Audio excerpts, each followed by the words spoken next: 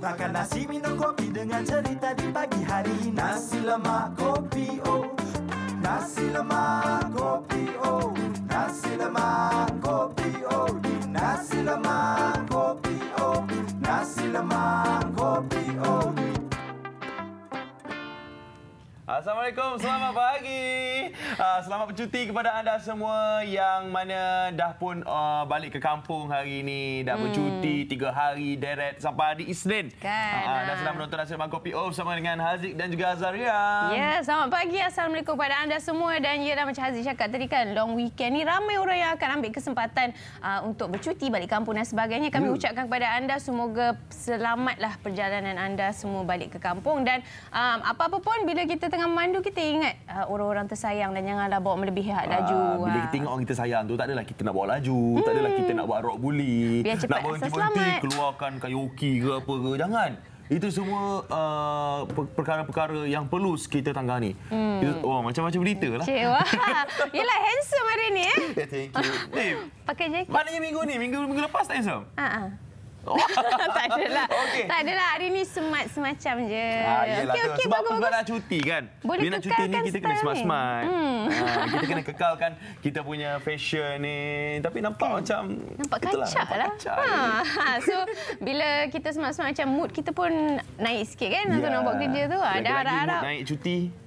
Kan bila cuti lagi gembira. Jadi harap-harap anda pun good mood sekarang ni bersama dengan kita di Nasi Lemak Kopi O, dan kita nak kongsikan untuk anda apa yang menarik dalam NLKO pada pagi ni. Minggu ni kita nak sambung cerita tentang dari Kamar Syariah bersama dengan Tuan Musa Awang. Minggu lepas kita cerita separuh jalan je tentang bank segera hingga akhir hayat. Ya, kita nak sambung cerita pasal tanggang moden ni. Sebab anak-anak zaman sekarang ni ada yang tak ingat ibu bapa dah. Dia dah dapat harta ibu bapa itu, dia dah ambil semua, dia biarkan ibu bapa dia. Ada yang hantar ibu bapa ke rumah orang tua, dia ambil semua, dia abaikan pembelajaran ibu bapa. So kita hari ini akan terus sambung borak bersama dengan Tuan Musa Awang. Dan seterusnya, Roy cari makan. Hari ini dia cari nasi Arab. Tapi dengan macam biasa kan. Ni nasi Arab keju. Lagi kuat bau dia, lagi mantap rasa dia. So kita nak tengok macam mana agaknya muka si Roy ni bila dapat makan nasi Arab keju ni. Dengan ceritanya nasi Arab ni di Bandar Tasik Selatan. Tak jauh, dekat je. Tapi nasi Arab memang sedap. Tapi kalau kita masukkan keju, apa jadi agaknya tu? Kena ke Arab punya ni masuk dengan keju? So kita cubalah tengok macam mana reaksi muka si Roy lagi.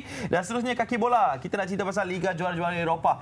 Baru je lepas kita tengok undian untuk pusingan kedua, pusingan 16 pasukan terbaik, dan dia punya undian tu ada yang susah, ada yang senang. So kita nak borak-borak dengan Aiman Aminul tengok macam mana agaknya persaingan untuk 16 terbaik Liga Juara-Juara Eropah ni. Siapa pasukan yang mungkin dapat layak ke pusingan suku akhir. Yes. Macam biasalah kita bersama dengan Aiman.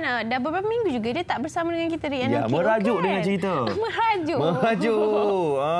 Okay, hari ni kita cuba pujuk dia. Kita cerita pasal tim-tim kesukaan dia. Ya, tim kesukaan dia layak, sebaik layak. Tapi sebaik. Untuk liga yang lain lah. Liga Eropah. Dia suka Arsenal kan? Arsenal tak masuk Liga Eropah. Liga Eropah. Okey dah juga tu kan? Okey ke?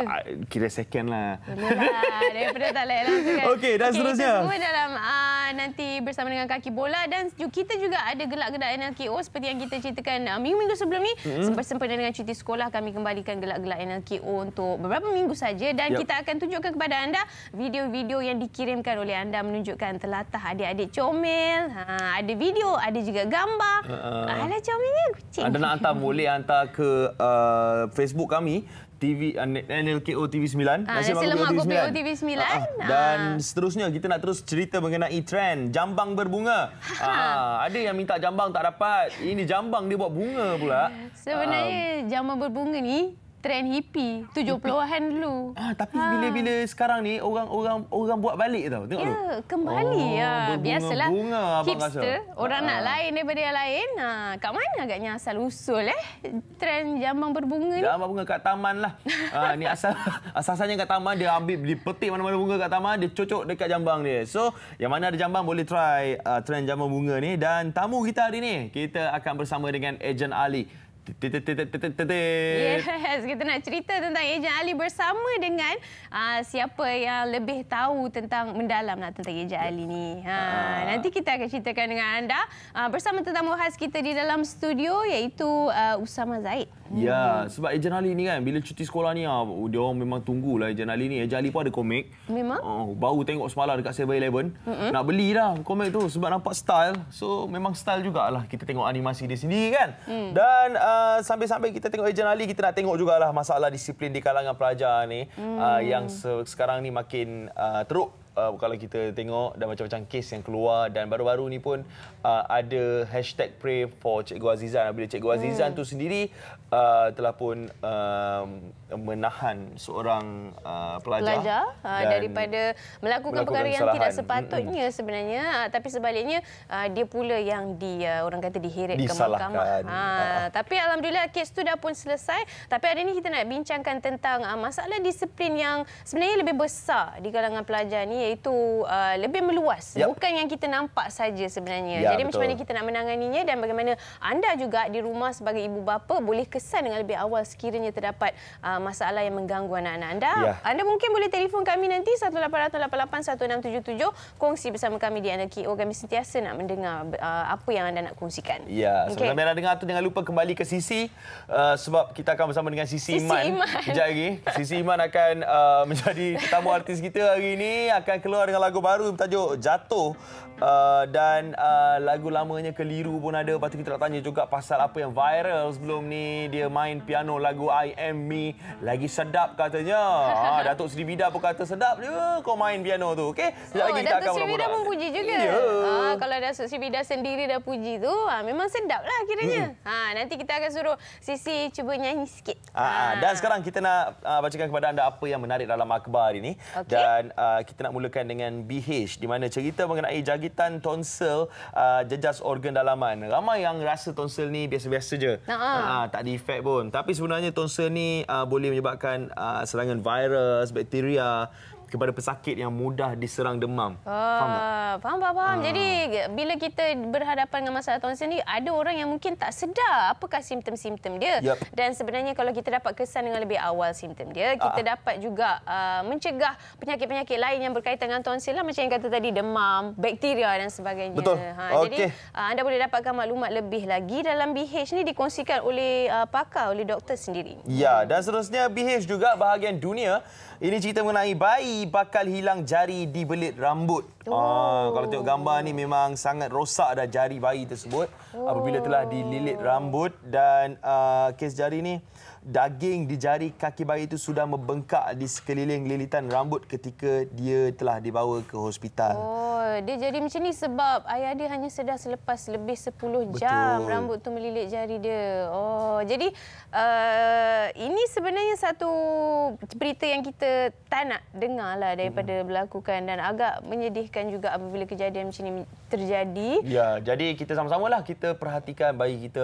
Kalau ada apa-apa yang tak kena tu, cuba kita cari apa punca sebenarnya, okey? Dan seterusnya kita nak beralih ke akhbar Metro bahagian setempat. 2 jiwa 1 hasrat. Itu tajuk besarnya. Cerita mengenai suami isteri berstatus OKU berkarya sebagai sumber pendapatan. Kalau tengok dekat gambarnya, banyak lukisan-lukisan yang cantik dan penuh abstrak. Cantik karya yang dihasilkan ni. Semua ni dihasilkan sendiri ya. Agaknya berapa lama nak menghasilkan setiap karya tu? Dia memang mengambil sedikit masa untuk menghasilkan karya ni, dan kalau dilihat memang semua hasil-hasilnya mengagumkan. Dan kalau anda nak tengok, boleh tengoklah dekat akhbar Metro bahagian setempat. Dan seterusnya, kita nak beralih ke Musyarat 38, 5 minit 1.5 juta. Itu bukan perkara yang harus dibanggakan. Ini cerita mengenai penjenayah sebenarnya. 6 penjenayah bersenjatakan pistol larikan 10 dulang barang kemas. Azaria, dekat mana ni? Dekat Rawang. Dekat Rawang. Kurang 5 minit je mereka gunakan. Okey. Memang ini adalah satu, sekarang ni penjenayah bukan nak cakap apalah, semakin lama semakin berani. Ya, jadi kita pun kena terus beranikan diri untuk mempertahankan barangan-barangan kita. Kita punya peralatan-peralatan, kita punya barang peribadi, barang berharga, semua kita simpan elok, kita jaga elok supaya tiada apa yang kita kena culik ke, kena ragut ke, kena curi ke. Okey, dan kejap lagi kita akan kembali daripada rehat ni. Kita akan bersama dengan Tuan Musa Awang. Kita akan masuk ke kamar syariah. Tapi sekarang ni kita berehat sekejap. Ya, kita makan nasi lemak, minum kopi O. Nasi lemak kopi O.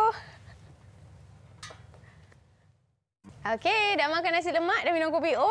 Kembali bersama kami dalam NLKO pagi ni. Dan sekarang kita nak masuk ke kamar. Yes, kamar syariah kita ni. Nak sambung cerita mengenai tangga moden. Orang kata bank apa orang kata? Bank segera sehingga akhir hayat. Apa yang terjadi sebenarnya minggu lepas kita dah cerita definisinya. Anak-anak yang menggunakan duit ibu bapa sampai dewasa, sampai ke akhir hayat dan dia abaikan ibu bapa dia. Jadi kita nak terus bercerita mengenai ini dengan Tuan Musa Awang kita hari ini. Assalamualaikum Tuan. Salam. Okey Tuan Hari ini tak pakai jaket, saya pula pakai. Tak beritahu awal. Allah, patut kita geng sama lah. Selalu Tuan Musa pakai jaket, Haziq tak pakai. Kalau Tuan, kita kena, lepas ni kita sama kena artis jiwa Tuan. PM tepi. PM tepi lah. Okey, sambung. Okey. Bercerita mengenai tangga moden ni, di mana minggu lepas kita dah cerita dah kes-kes yang baru-baru terjadi. Kes anak tinggalkan ibu bapa dah bagi dah seluruh harta dia kepada anak-anak. Lepas tu anak-anak pula tinggalkan ibu bapa. Dan kali ini kita nak sambung cerita mengenai apa agaknya status kalau anak tu dah jadi tanggang, dah tinggalkan ibu bapa dia, lepas tu ayah dia nak sambung bagi wasiat pula. Nak sambung bagi harta, nak tulis wasiat bagi ke anak. Adakah boleh ibu bapa tu tak senaraikan anak tu dekat dalam senarai wasiat dia? Okey, bismillahirrahmanirrahim. Terima kasih Haziq, Zaria. Minggu lepas kita dah bincang tentang bagaimana konsep ataupun tanggungjawab ayah tanggung anak tu sampai umur berapa kan. Betul. Kita dah sebut minggu lepas. So dalam keadaan di mana kalau berlaku ada antara anak tu yang jadi tanggang yang Aziz sebut tu. Jadi batu. Jadi batu kan. So benda ni sebenarnya bergantung kepada ayah itu sendiri. Sebab kalau ikut harta tu dia memang asalnya nama dia. Okey. Ya? Dan terpulang kepada dia lah nak berikan kepada siapa. Cuma bila kita sentuh tentang wasiat ini sebenarnya satu pemberian daripada seseorang kepada seorang yang lain dan dia hanya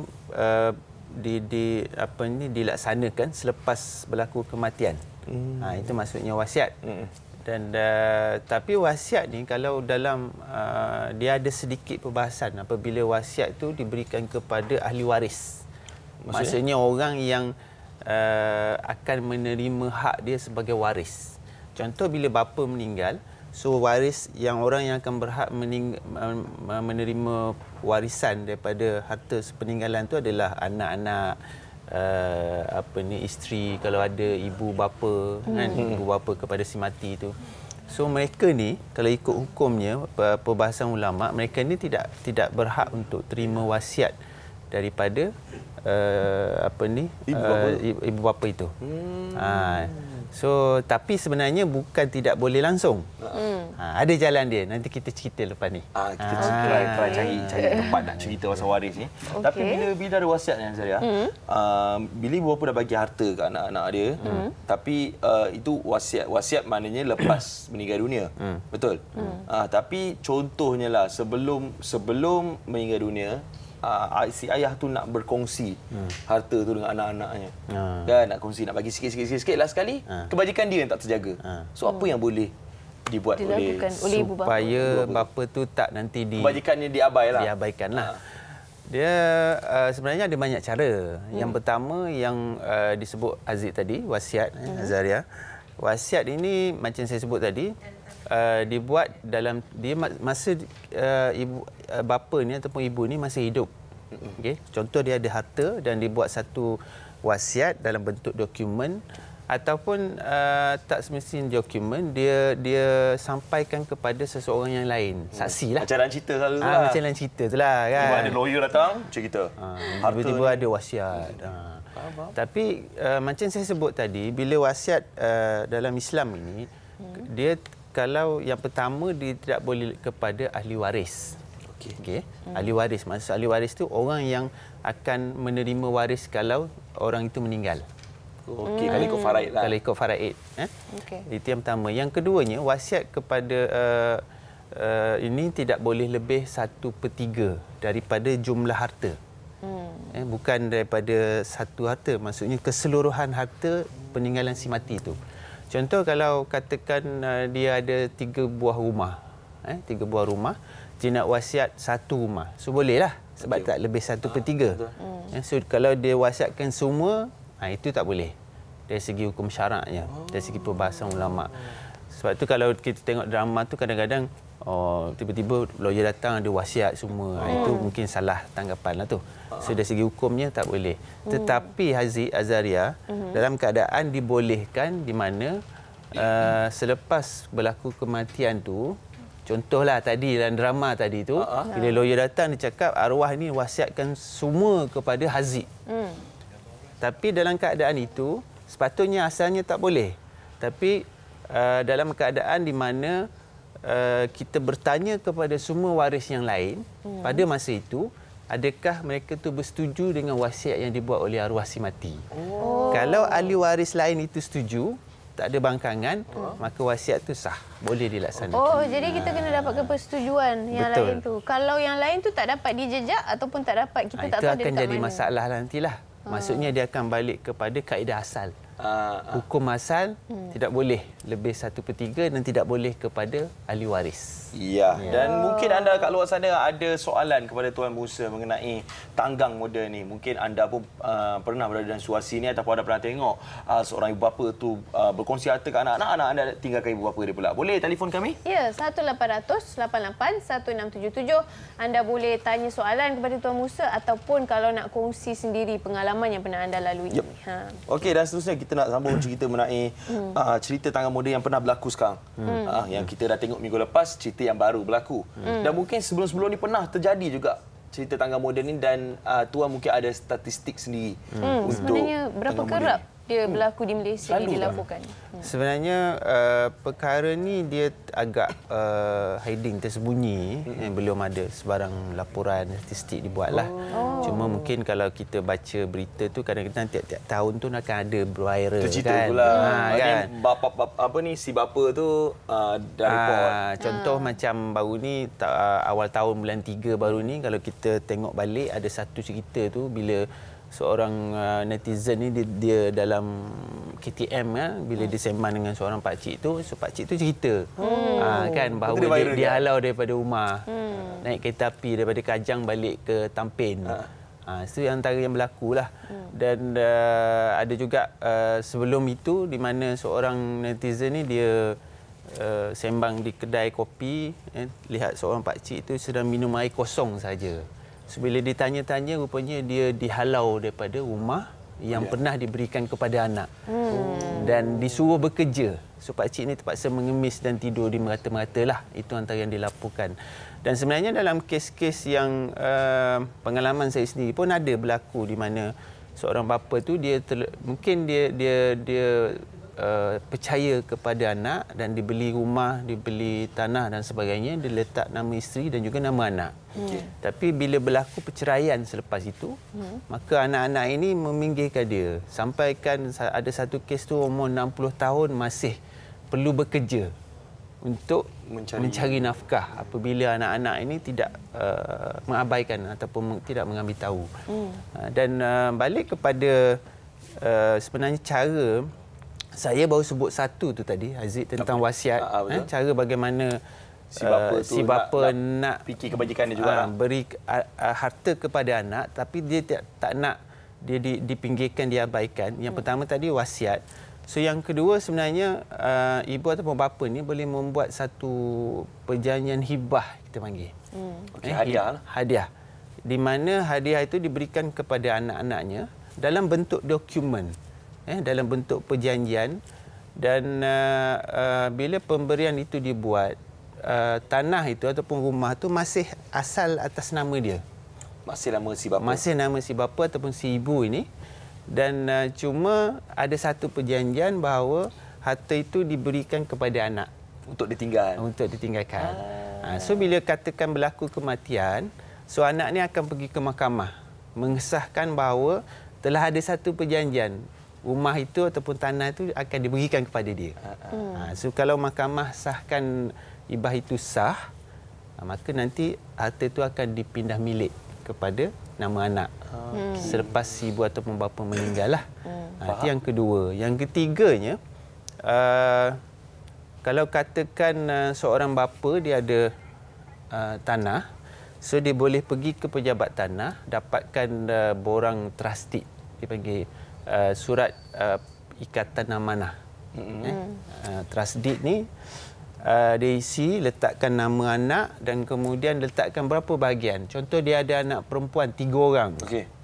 Dan dia takut nanti bila, sebab anak perempuan ni dia akan pergi, bila kalau katakan bapa meninggal, dia akan pergi faraid itu akan pergi kepada waris sebelah bapa lah. Sebab dia tak ada anak lelaki. So mungkin dia khawatir hartanya akan pergi kepada adik-beradik dia. Di kalangan adik-beradik dia.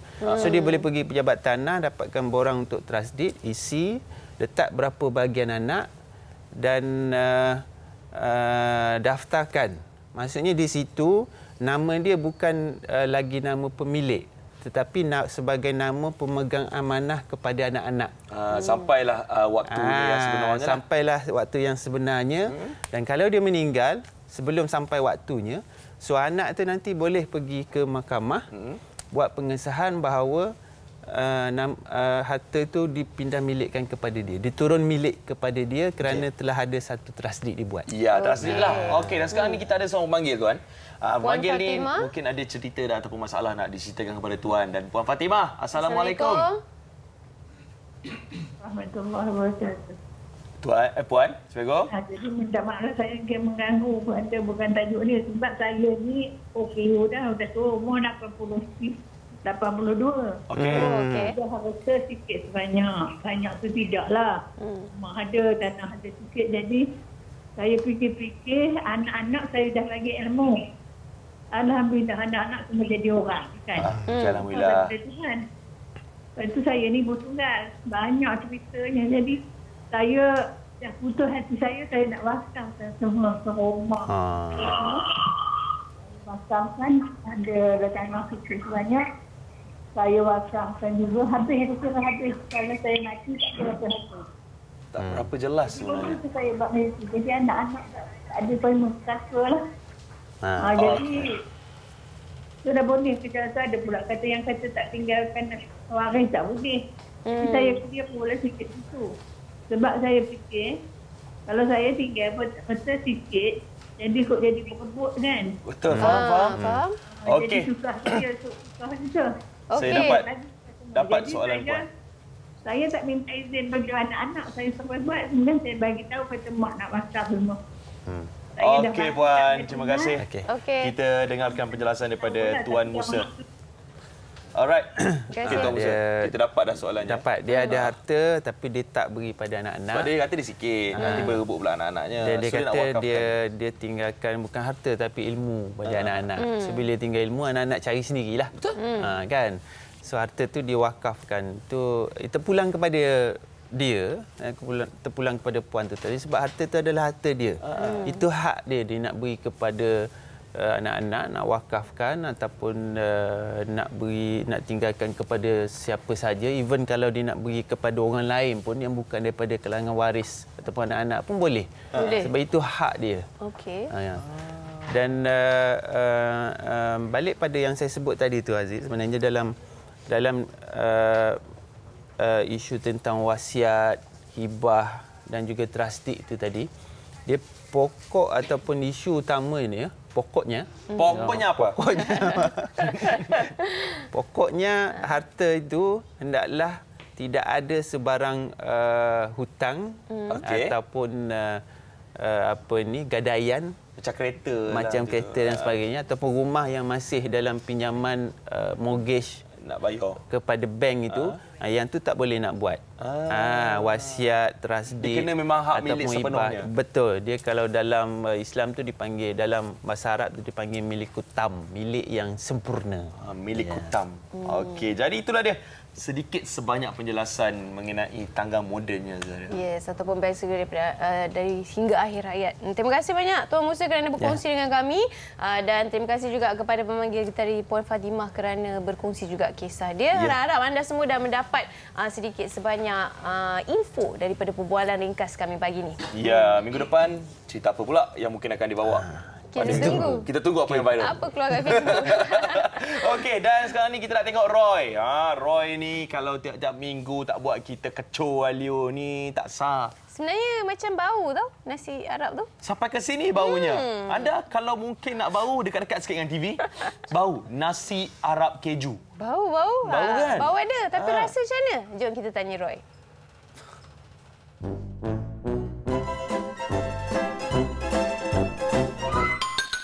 Parut lapar.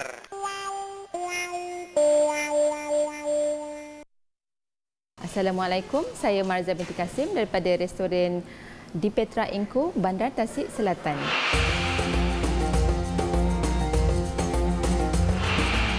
Restoran ini telah beroperasi lebih kurang hampir 1 tahun, di mana kami buka dari jam 12 tengah hari hingga 10 malam, setiap hari kecuali hari Selasa. Konsep Timur Tengah, di mana kita ketengahkan makanan-makanan Arab dan juga Barat lah.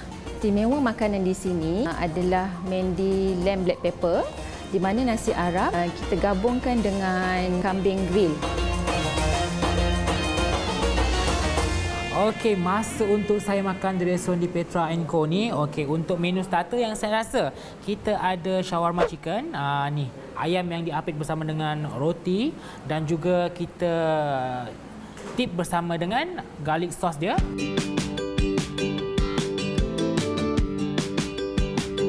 Dan shawarma yang ada kat sini.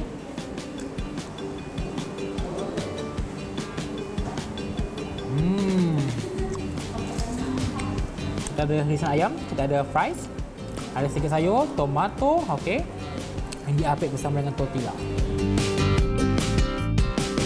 Seterusnya saya nak rasa nasi mendi lamb dia. Istimewanya selain daripada menggunakan lamb black pepper, nasi dia memang sangat istimewa. Kalau tengok beza daripada nasi yang lain, ini adalah nasi Arab cheese.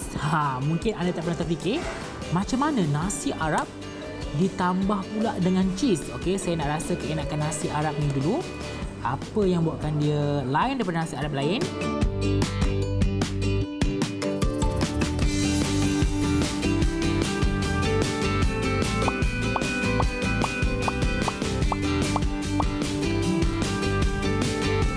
Rasa dia memang beza dengan nasi Arab yang saya pernah rasa sebelum ni. Dia ada rasa sedikit masin lebih sebab rasa cheese dia. Okey.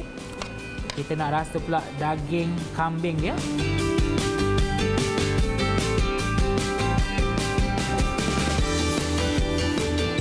Wow. Kambing ni tak lihat. Dan sangat-sangat lembut. Okey. Perapannya memang sedap.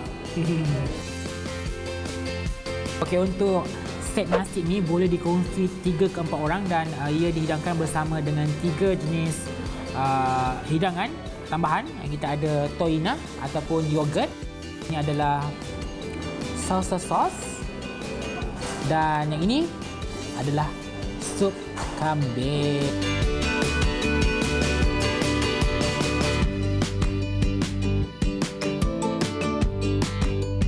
Okey, untuk hidangan ketiga yang saya nak rasa ialah hidangan western yang terbaru yang ada kat sini.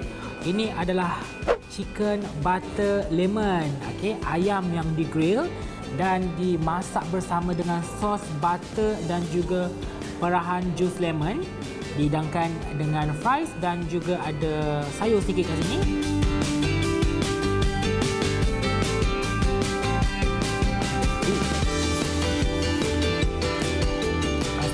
Juga ada masam-masam sikit sebab menggunakan lemon ni. Dia nak potong kat rasa lemak butter tu.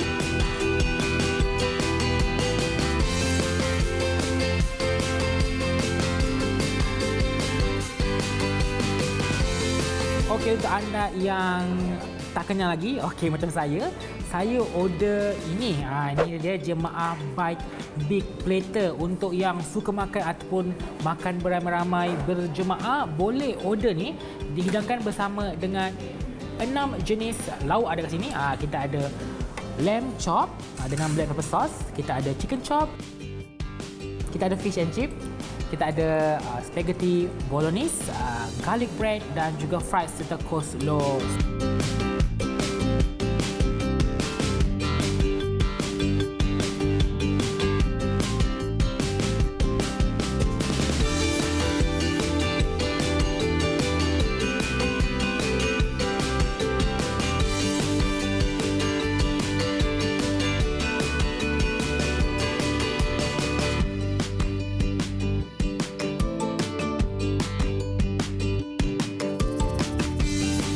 Alhamdulillah saya dah rasa 4 jenis menu yang ada kat sini. Dan kalau anda suka makan nasi Arab dengan keju, nak tahu apa rasa dia, boleh datang sendiri ke restoran di Petra & Co ni. Dan itu saya berkongsikan untuk anda. Saya Maruh Makan. Saya kita berjumpa lagi untuk episod seterusnya, di manakah lokasi review makanan terbaik hanya di Nasi Lemak Kopi O. Masih lagi bersama kami dalam Nasi Lemak Kopi O pada pagi Sabtu ini. Hai, anda bersama saya Azaria Tagaya, dan sekarang ni kita nak cerita tentang WUF ataupun World Urban Forum kali ke-9. Dan untuk menceritakan dengan lebih lanjut lagi, bersama saya di studio hari ini adalah Dr. Muhammad Rizal Osman, iaitu Pengarah Pembangunan Perniagaan dan Operasi Urbanis Malaysia, Kementerian Kesejahteraan Bandar, Perumahan dan Kerajaan Tempatan. Selamat pagi, Doktor. Terima kasih, panjang title itu. Okey, so kita nak cerita tentang WUF, iaitu World Urban Forum ataupun Forum Bandar Sedunia dalam bahasa Melayu dia, yang dianjurkan buat kali ke-9 difahamkan. Boleh ceritakan sedikit apakah WUF? Terima kasih Azaria. Assalamualaikum warahmatullahi wabarakatuh. Sebelum tu World Urban Forum ataupun Forum Bandar Sedunia edisi yang ke-9 ini adalah anjuran daripada Kementerian Kesejahteraan Bandar, Perumahan dan Kerajaan Tempatan bersama dengan UN Habitat ataupun Pertubuhan Bangsa-Bangsa Bersatu melalui Human Settlements Program. Jadi Forum Bandar Sedunia ini dianjurkan setiap 2 tahun sekali oleh bandar-bandar yang berbeza di dunia.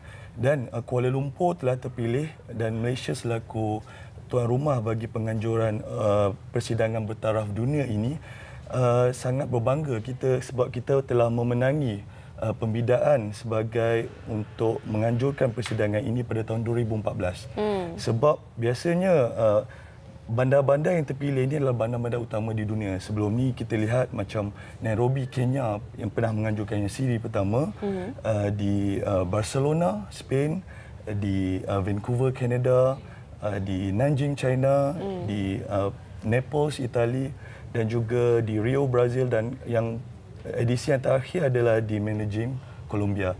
Jadi kita merupakan edisi yang ke-9 dan Forum Bandar Sedunia ini adalah satu platform untuk membincangkan isu-isu perbandaran semasa dan juga akan datang.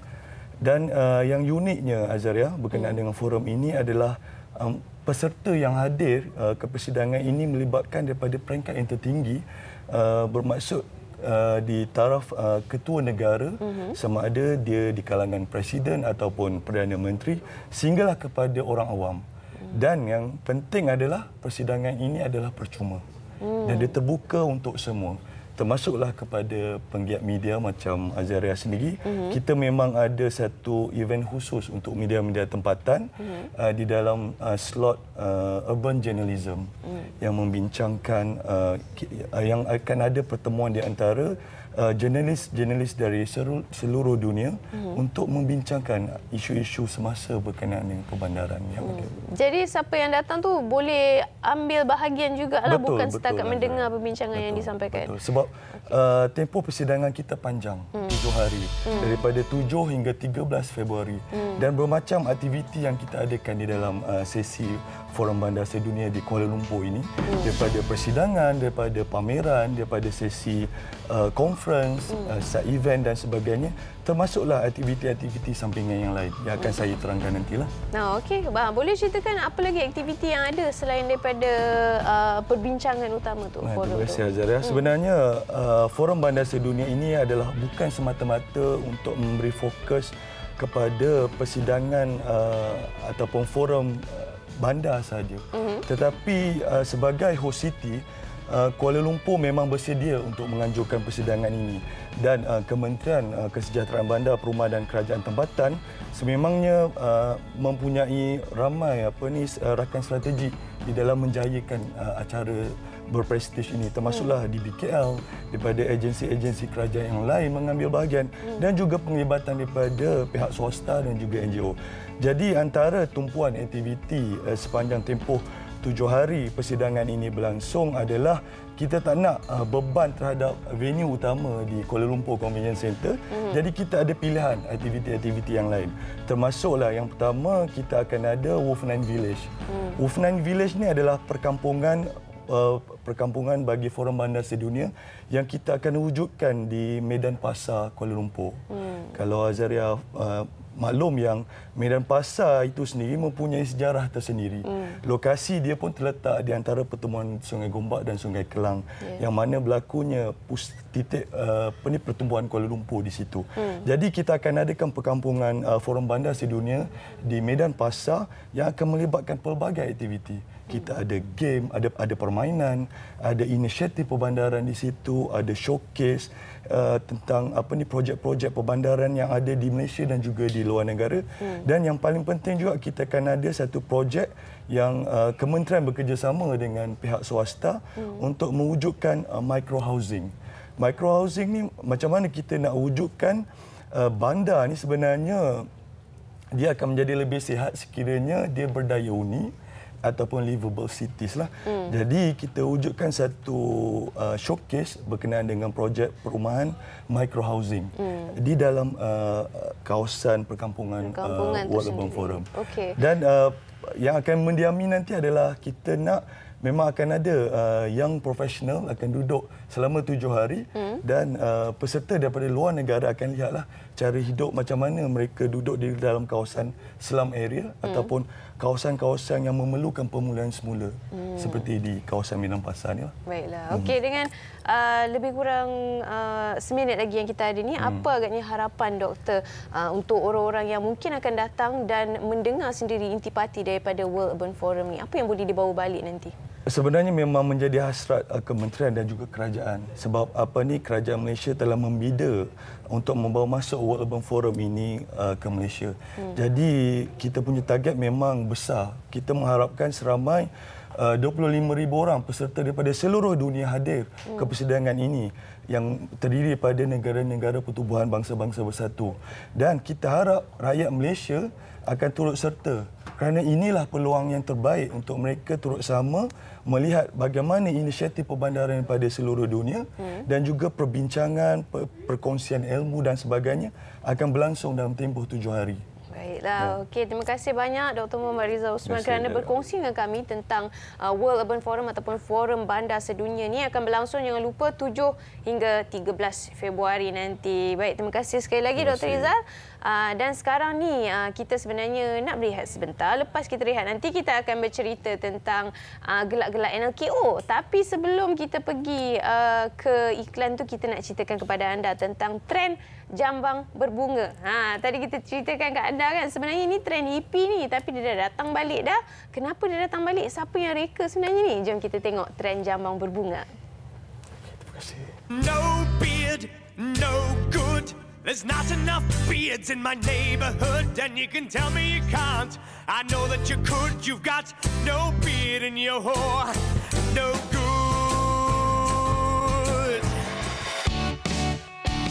Kebiasaannya, jambang melambangkan kekuatan, maskulin, berkuasa dan daya tarikan seseorang lelaki. Siapa sangka ianya juga boleh dihias menjadi cantik dan tumpuan ramai. Ianya mula meraih populariti di platform media sosial iaitu Tumblr apabila seorang blogger memulakan projek Will It Beard dan dari saat itu ianya menjadi tular dan trend. Namun begitu, hiasan bunga pada jambang bukanlah sesuatu yang baru kerana terdapat imej tersebut pada tahun 1977 iaitu ketika rancaknya trend hippie sekaligus memberi inspirasi buat anak muda untuk berkarya. Selain hiasan bunga, blok Lego dan inspirasi daripada pokok Christmas turut menjadi pilihan menghiasi jambang-jambang ini. Ada yang mengatakan ianya cara untuk bereksperimentasi. Ianya pelik tapi menarik dengan gaya hipster. Apa-apa pun, trend ini menyelahkan lagi personaliti jejaka berjambang. And there's a beardless man in the flat below. I ignore him when he says hello, and I always will until he grows a beard. Assalamualaikum, selamat pagi. Beberapa hari saja lagi kita akan melangkah masuk ke tahun 2018. Maknanya kita dah kena plan dah macam mana kita nak tunaikan zakat kita, zakat harta, zakat emas, zakat pendapatan kan. Jadi hari ini kita bawakan kepada anda Wakil Lembaga Zakat Selangor, Encik Sabirin bersama dengan kita ini. Assalamualaikum. Waalaikumsalam. Tuan sihat Alhamdulillah. Okey, hari ini kita nak cerita mengenai kesibukan Lembaga Zakat Selangor. Lagi-lagi bila dah akhir tahun ni mulalah orang nak pergi tunaikan zakat, nak pergi cari semua berpusu-pusu pergi ni. So macam mana dengan Lembaga Zakat Selangor untuk menghadapi situasi macam ni? Okey, terima kasih. Assalamualaikum warahmatullahi wabarakatuh. Bagi menghadapi musim puncak ini pihak Zakat Selangor telah mengadakan pelbagai inisiatif bagi menyantuni khususnya pembayar-pembayar yang akan datang atau menunaikan zakat pada hujung tahun ini. Okey. Pertama sekali, pihak Zakat Selangor telah meningkatkan kempen-kempen untuk menyemarakkan semangat berzakat atau membantu mereka-mereka yang memerlukan. Sebab kita pun sedia maklum bahawa zakat harta ni biasanya orang bayar setahun sekali. Betul. Atau 2 kali setahun macam fitrah. Jadi kadang-kadang memerlukan sedikit sebanyak sebagai teaser untuk memaklumkan bahawa betul ini adalah masa untuk menunaikan zakat sebelum hujung haul atau pada hujung tahun atau sebelum melangkau ke tahun hadapan. Antara kempen-kempen yang Zakat Selangor telah sediakan seperti kempen di lapangan di mana kami baru-baru ini melancarkan kempen kongsi rezeki untuk memaklumkan kepada masyarakat bahawa di dalam harta tuan-tuan dan puan-puan masih ada 2.5% lagi milik mereka yang layak, iaitu asnaf-asnaf yang memerlukan. 2.5%, tak banyak. Tak banyak. Contoh daripada RM100 itu maknanya dalam RM2.50. Lebih kurang macam tu lah. Masih ada lagi RM92 dan RM52.50 untuk kita belanja. Betul? Okey. Jadi macam sekarang ni, macam mana kalau mereka semua nak menunaikan zakat? Contoh macam dia tak tahu macam mana cara nak bayar zakat, daftar, nak bayar zakat. So cara awal tu.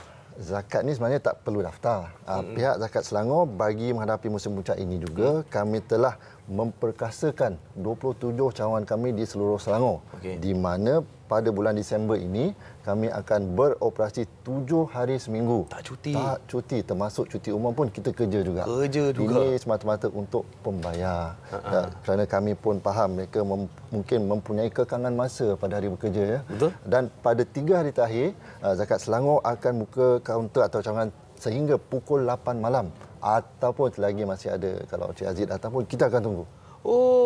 Maknanya janganlah saja terlambat kan. Kalau call dulu pun kita boleh tunggu. Call dulu boleh tunggu, buat appointment. InsyaAllah. Tapi mungkin ada sistem online ke untuk bayar? Tapi sebelum itu pun bagi menangani kesesakan pada hujung tahun ini di kaunter, kami Zakat Selangor telah menempatkan warga kerja daripada ibu pejabat ke seluruh 27 cawangan bagi menyantuni pembayar-pembayar yang akan datang pada tempoh tersebut dan juga pemohon-pemohon bantuan pada masa tersebut. Jadi memang dah bersedia lah. Memang kami dah sedia. Dah tak ada masalah untuk anda semua pergi membayar zakat sebab sekarang ni lah masanya untuk kita berpusu-pusu pergi ke Lembaga Zakat Selangor untuk dapatkan info juga sebenarnya. Betul. Tapi yang paling mudah sekali pihak Zakat Selangor bagi musim puncak ini kami telah menyediakan One Stop Center. One Stop Center tu kat mana-mana? Di mana-mana lah dia punya definisi dia. Iaitu melalui bayaran online melalui laman sesawang kami www.zakatselangor.com.my. One Stop Center maksudnya di mana-mana, tempat tidur, di tempat kerja, tengah baring ke buat dan sebagainya. Di mana kami telah sediakan 3 langkah mudah. Iaitu TBC kami panggil. TBC tu apa? Tapi bukan to be confirm. Tapi taksir, bayar dan cetak. Di mana di laman sesawang kami boleh membuat bayaran iaitu dengan hanya menggunakan kalkulator yang disediakan bagi semua jenis zakat harta. Kalau dah dapat jumlah tersebut, boleh bayar di pautan e-Zakat Pay. Klik saja di sebelah dia. Jadi buat bayaran. Lepas tu kalau dah buat bayaran, kita mungkin nak penyata. Resit. Kita boleh klik pautan sebelahnya di EZO atau Elektronik Zakat Online. Kita boleh semak penyata yang baru bayar atau penyata bulan-bulan atau tahun-tahun sebelumnya. Senang. Dan semua terus cetak. Hujung jari sendiri boleh buat. Dan mungkin Encik Sabirin nak memberikan seruan ataupun nasihat kepada pengeluar zakat kat luar sana. Okey. Akhir sekali bagi musim puncak ini, pihak Zakat Selangor ingin menyeru pembayar-pembayar untuk menyegerakan bayaran. Jangan tunggu hujung-hujung. Lagi 3 hari. Kadang kita terlepas pandang dengan pelbagai hujung-hujung deadline dan bercuti sebagainya.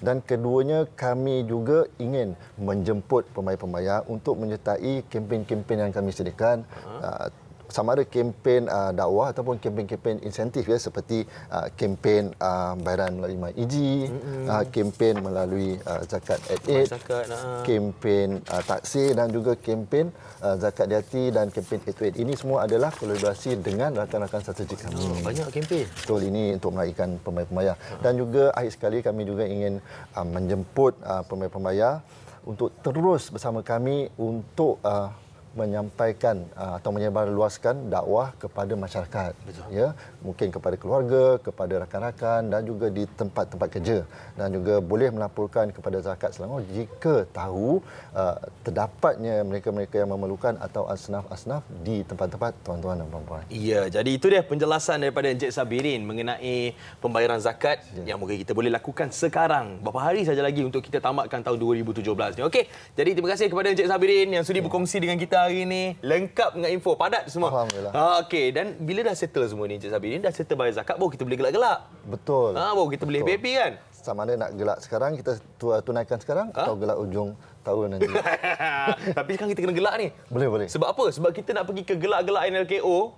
Sekarang ni bila cuti sekolah ni, kita nak minta untuk anda hantarkan macam mana anak anda punya gelagat, mungkin gambar, mungkin video yang anda boleh hantarkan di Facebook Nasi Lemak Kopi O TV 9. Dan hari ni, anak siapa yang terkeluar agaknya dekat gelak-gelak NLKO? Jom kita saksikan.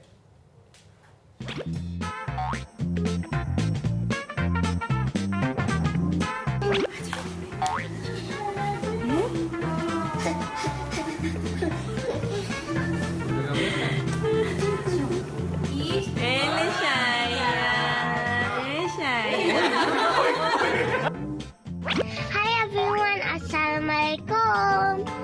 So today we're gonna wish for my daddy happy birthday. So let's wish. Bismillahirrahmanirrahim. Allah, give daddy healthiness. Allah, Allah, give daddy a lot of money. Allah, Allah, make daddy healthy so then he can see me grow up. Allah, Allah, give daddy a lot of healthiness. Allah, Allah, give daddy a lot of money. Allah, for X-Ray 3. Allah, make daddy's movie excellent. Allah, Allah, forgive daddy for his leaving 55 years leave.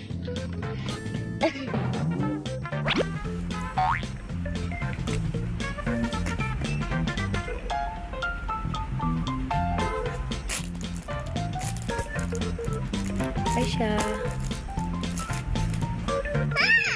Besok Aisyah tak payah pergi sekolah tau sebab Aisyah kena pergi syuting. Alam. Tak boleh besok syuting.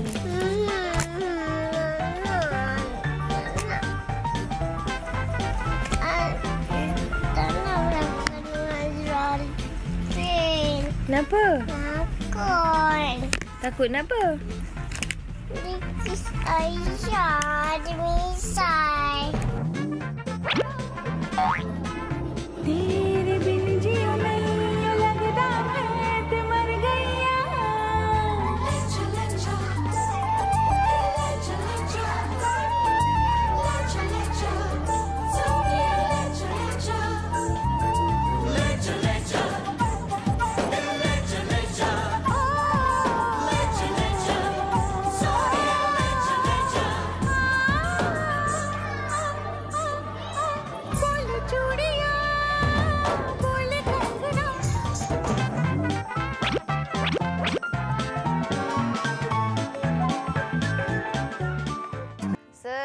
Kembali ke Nasi Lemak Kopi O dan sekarang ni kita nak bincangkan satu isu semasa yang memang hangat diperkatakan. Betul. Iaitu masalah disiplin dalam kalangan pelajar ataupun kita katakan bukan sebenarnya masalah ataupun konflik dalam diri seorang pelajar itu sendiri. Ya, sekarang ni macam-macam cerita kita dengar. Baru-baru ini mengenai seorang cikgu yang telah pun ditahan, didapati bersalah apabila memukul anak muridnya kerana ada kesalahan dilakukan oleh anak muridnya, dan sekarang pun telah pun dibebaskan kerana ditarik balik laporan terhadap cikgu tersebut. Dan hari ini kita bawakan kepada anda perunding motivasi Tuan Tengku Asmadi Tengku Muhammad yang bersama dengan kita ini. Assalamualaikum Tuan. Waalaikumsalam. Alhamdulillah. So banyak sebenarnya kes-kes yang kita nak tanya Tuan ni. Tapi sebenarnya kita nak cerita mengenai senario zaman sekarang. Senario zaman sekarang ni, anak-anak murid kita ni makin lama makin berani. Makin berani. Baru sekolah rendah pun dah macam-macam hal yang telah dibuat oleh mereka. Dan cikgu-cikgu semua dihadkan. Telah dihadkan kuasa mereka untuk memukul pelajar. Tak boleh nak pukul pelajar. Kadang-kala budak tu kat rumah memang baik. Tapi kat sekolah lain perangai dia. Depan Mak bapak dia member pun tak sangka. Macam mana sekarang Tuan tengok situasi, senario sekarang? Dia masalah anak-anak yang pelajar-pelajar yang berdisiplin ni, kalau kita ambil dari segi peratusan bukannya besar. Bukannya besar berbanding dengan pelajar yang baik, lagi ramai sebenarnya daripada pelajar yang mungkin bermasalah. Tetapi pelajar-pelajar yang bermasalah ini kalau dibiarkan, dia akan pertama membawa mungkin melakukan perkara-perkara yang mungkin besar. Contoh misalnya kita ingat dulu sekolah tahfiz kena bakar, contoh kan. Yang buatnya budak-budak yang bermasalah, yang pergi bakar dan sebagainya, tak sekolah dan sebagainya kan. Dan begitu juga dia boleh mempengaruhi anak-anak yang lain. Dan mungkin makin ramai yang mungkin masuk dalam kumpulan dan sebagainya. Dan kadang-kadang kita kata tadi anak di rumah nampak baik. Nampak baik kadang-kadang baik kerana dia takut pada ayah, dia takut pada mak. Kadang-kadang ketegasan mak ayah, bengkeng dekat rumah kan. Contoh ada ayah-ayah yang contoh dia kalau katakan darah panglima tu, kalau dekat rumah dia bedal ya. Kan apa yang ada sebat dia, contoh dia bila anak dia degil sangat. Ambil kayu, ambil kayu. Ada anak memang ada, hingga hari ni pun ada ayah yang macam tu. Tetapi bagaimana dengan perkembangan jiwa dan emosi anak itu tadi? Yang mana apabila dia selalu berdepan dengan tekanan dan dia tak boleh nak keluarkan, ini nampak baik di rumah, tapi bila sampai di sekolah, di situ dia tunjuk hero. Kan? Pertama dia tunjuk hero sebab dia nampak macam mana heronya ayah dia.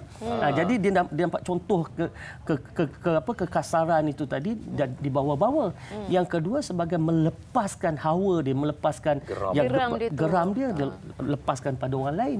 Dan kalau di rumah dia terkongkong, maka jabatlah dia mungkin nakkan melakukan itu dan lakukan ini. Itu antara perkara. Dan ada juga anak-anak yang nampak baik di rumah kerana dah terlalu diberikan manja sangat. Apa nak bagi, apa minta beli kan. Semua perkara mak ayah ikut misalnya. So nampak baiklah sebab semua benda dia dapat. Tetapi bila dia di sekolah, cikgu-cikgu, kawan-kawan, orang lain, orang luar takkan nak ikut kehendak dia. Kan? Di situ mungkin maka dia rasa tak puas hati dia sebab apa? Sebab kenapa orang tak nak dengar cakap dia? Kenapa orang tak layan dia dan sebagainya? Maka dia akan tunjukkan juga mungkin perangai dia yang mahukan perhatian dan sebagainya itu tadi. Jadi inilah antara perkara yang kadang-kadang yang boleh menyebabkan kepada mendorong kepada masalah-masalah disiplin di sekolah. Okey, jadi apa yang doktor cakap ni sebenarnya boleh juga dipengaruhi oleh cara dia di bring up dekat rumah, ibu bapa, adik-beradik, dan boleh juga rakan sebaya yang mempengaruhi dia. Okey, bagaimana kalau seorang pelajar tu dekat rumah dia baik, dekat sekolah mungkin lain hal dia. Lagi pula kalau kawan-kawan sebaya dia tu lagi kecil daripada dia, dia boleh bully. Macam mana ibu bapa nak kesan? Kalau kita tengok, kadang-kadang bully itu ialah macam saya kata, kalau anak tu anak yang dimanjakan, anak yang ataupun dibesarkan dengan kekerasan, dia memang masalah konflik jiwa dia memang lepas tu dia bully budak, misalnya dia bully yang lebih lemah daripada dia. Dan dia juga akan cuba menunjukkan yang dia ni boleh menjadi ketua. Kan? Ketua gangster. Ketua. Jadi kadang-kadang bila dia, sebab anak-anak dia mahukan perhatian. Kalau kita lihat anak tu bagus dalam pelajaran, ni secara pemerhatian secara kasar. Pada kebiasaan, anak-anak yang bermasalah jarang daripada anak yang pelajarannya bagus. Kalau dia dapat nombor 1, nombor 2, markahnya A dekat sekolah misalnya kan, maka jarang dia tiba-tiba terlibat dengan ponting kelas dan sebagainya. Masalah disiplin ni kadang-kadang kita lihat ada kaitan juga dengan pencapaiannya di sekolah. Sebab dia tak dapat perhatian dari segitu. Maka dia cari cara lain untuk dia jadi hero. Dan ada juga di antara pelajar-pelajar kadang-kadang dia tak bagus dalam akademik tetapi dia mendapat perhatian dari segi sukan misalnya. Dia terlibat co-curriculum, dia terlibat dengan pasukan beruniform, dia terlibat. Jadi kerana aktif tu pun dia tak terlibat sangat dengan, tak ada masa nak fikirkan tentang jadi pelajar yang bermasalah. Jadi yang kategori yang kadang bermasalah ni, pelajaran dia pun dia tak fokus, merosot markah dia, kemudian dia mula berkawan kadang-kadang yang kecil berkawan dengan yang lebih dewasa. Kan budak 12 13 tahun berkawan dengan pelajar yang dah tingkatan 4, tingkatan 5 lepasan sekolah. Jadi abang-abang ni dia mula mengajar. Ada setengah tu dia mula merekrut. Contohnya kalau dia terlibat dengan dadah. Dadah ini dia perlu rekrut orang baru sebab dia nak jual kan. So kadang-kadang yang besar-besar ni merekrut. Jadi kadang-kadang dia suruh beli itu, beli ini, pergi sana, pergi sini supaya yang besar selamat, yang adik-adik yang kena. Jadi sebab itulah berlakunya masalah-masalah di sekolah dan sebagainya. Dan ini satu perkara yang sukar ditangani secara kadang-kadang oleh guru-guru sebab cikgu-cikgu hari ini dia kaki tangan macam terikat sebenarnya tau. Kita kesian dengan cikgu-cikgu ni sebab cikgu ni dia kalau ikut okey cikgu dia mengajar sajalah dekat sekolah. Kan pergi mengajar ajalah, lepas mengajar baliklah. Tapi kalau ada yang demam siapa yang uruskan? Cikgu yang uruskan, cikgu yang jaga, cikgu yang bawa pergi klinik. Kan kalau ada program-program pertandingan itu, pertandingan ini, cikgu kadang-kadang pakai kereta dia sendiri kan, bawa kan minyak dia apa semua, tak minta bawa anak-anak pergi pertandingan. Dan kalau ada yang lambat balik, cikgu tunggu orang lain dah balik, cikgu tunggu anak tu sampai mak ayah datang ambil. Cikgu juga dia tak tinggal pada guard dekat jaga dekat tepi jalan dekat tepi pagar tu, tepi sekolah. Dia sendiri kena tunggu. Dia ambil tanggungjawab tu. Dan kalau katakan musim peperiksaan kadang-kadang tak cukup kertas soalan nak di photostat, cikgu juga yang keluarkan duit photostat itu, photostat ni. Ada kelas tambahan misalnya nak pastikan pencapaian murid bagus, cikgu juga yang korbankan hari minggu dia, waktu malam dia untuk adakan kelas tambahan. Pengorbanan cikgu ni besar sebenarnya, tapi dalam masa yang sama cikgu diikat kaki tangan juga sebab kalau ikut surat perkeliling yang dikeluarkan tak boleh sentuh pelajar, tak boleh denda pelajar, tak boleh suruh berlari sana, tak boleh. Jadi banyak perkara cikgu tak boleh. Sebab kita faham sebab cikgu adalah manusia. Kadang-kadang mungkin kalau dibolehkan, maka mungkin ada segelintir guru-guru yang mungkin tak dapat mengawal perasaan, maka dia mungkin terlebih mengambil tindakan hingga mungkin membawa kepada kecederaan ataupun membawa kepada masalah-masalah misalnya traumatik dan sebagainya kan. Jadi sebab itulah maka diwujudkan peraturan supaya tak boleh sentuh pelajar sebegitu kan. Tapi itulah maksudnya tadi macam mana kita kena balance. Sebab tu pengetua ataupun guru besar perlu memainkan peranan yang sangat besar dalam memantau guru-guru dalam mengambil tindakan kepada murid. Sebab murid kalau kita tak ambil tindakan, katakan budak tak nak masuk kelas, budak tak siap kerja sekolah, budak kalau kita tak ambil apa-apa, tak berlakukan hukuman, tak berikan denda, misalnya pun dia akan lebih menjadi-jadi juga. Mungkin kita kata kita boleh buat dalam bentuk ganjaran. Ganjaran contoh dia, okey, kalau dapat ni kita bagi apa hadiah. Kita bagi pujian, kita ajak makan. Kan? Contoh dia misalnya kita denda buat kerja sekolah banyak sikit misalnya kan.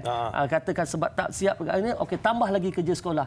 Mungkin ada benda-benda macam tu yang boleh dilakukan, tapi kadang-kadang tak berkesan juga kalau dah masalah anak itu kepada masalah akhlak dan sosial. Alright. Dan sekarang ni kita ada Encik Zuhaimi daripada Bukit Antarabangsa Ampang yang mungkin ada soalan kepada Tuan nak tanya apa tu? Assalamualaikum. Assalamualaikum, Doktor. Waalaikumsalam. Saya Zaimi daripada Ampang. Ya.